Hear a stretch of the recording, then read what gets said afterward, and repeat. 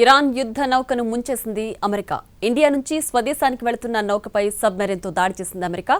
ఈ ఘటనలో 87 మంది సైలర్లు ప్రాణాలు కోల్పోయారు. భారతీయ అతిథిని అమెరికా ముంచేసిందని ఇరాన్ తీవ్రంగా స్పందించింది.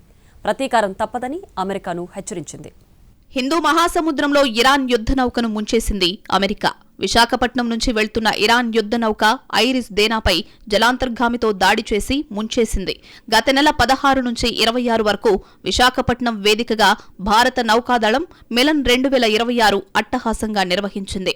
హార్బర్, సీఫేజ్ గా విభజించి విన్యాసాలు చేపట్టగా 70కి పైగా దేశాలు పాల్గొన్నాయి.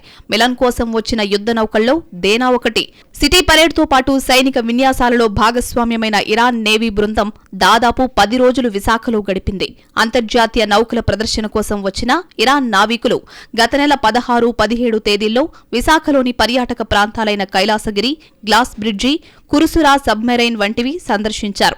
ఫిబ్రవరి 19న నిర్వహించిన ఇంటర్నేషనల్ సిటీ పరేడ్లో పాల్గొని కవాతు చేశారు.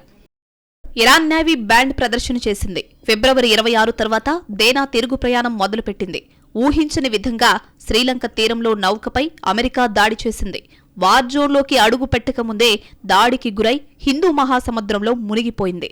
87 మృతదేహాలు లభ్యమయ్యాయి. 32 మందిని శ్రీలంక నేవీ కాపాడింది. ఈ దాడిని ఇరాన్ విదేశాంగ మంత్రి అబ్బాస్ అరాగ్చి తీవ్రంగా ఖండించారు. ప్రతీకారం తీర్చుకుంటామని హెచ్చరించారు. ఇరాన్కు 2000 మైళ్ల దూరంలో సముద్రంలో అమెరికా దారుణానికి పాల్పడిందని అరాగ్చి ఎక్స్లో పోస్టు పెట్టారు. భారత నౌకాదళం అతిథిపై అమెరికా దాడి చేసిందని అన్నారు. అంతర్జాతీయ జలాల్లో ఎలాంటి ముందస్తు హెచ్చరికలు లేకుండా దేనాపై దాడి చేయడాన్ని తప్పుబట్టారు. దీనికి అమెరికా తీవ్రంగా పశ్చాత్తాపపడాల్సిన సమయం త్వరలోనే వస్తుందని హెచ్చరించారు. మరోవైపు గల్ఫ్లోని అమెరికా నౌకపై ఇరాన్ దాడి చేసినట్లు తెలుస్తోంది. పర్షియన్ గల్ఫ్లోని యుఎస్ ట్యాంకర్పై క్షిపణితో దాడి చేశామని ఇస్లామిక్ రెవల్యూషనరీ గార్డ్ కోర్ ప్రకటించింది. నౌక నుంచి భారీ ఎత్తున మంటలు ఎగిసిపడుతున్నట్లు వెల్లడించింది. తమ యుద్ధ నౌకపై అమెరికా దాడికి ప్రతీకారంగానే ఈ దాడి చేసినట్లు ఇరాన్ అధికారులు తెలిపారు.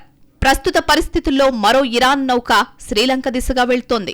శ్రీలంక ప్రాదేశిక జలాల దగ్గరలో ఆ నౌక ఉందని, అందులో ఉన్న వారి ప్రాణాలను రక్షించేందుకు తమ వంతు ప్రయత్నాలు చేస్తున్నామని శ్రీలంక ప్రభుత్వం ప్రకటించింది.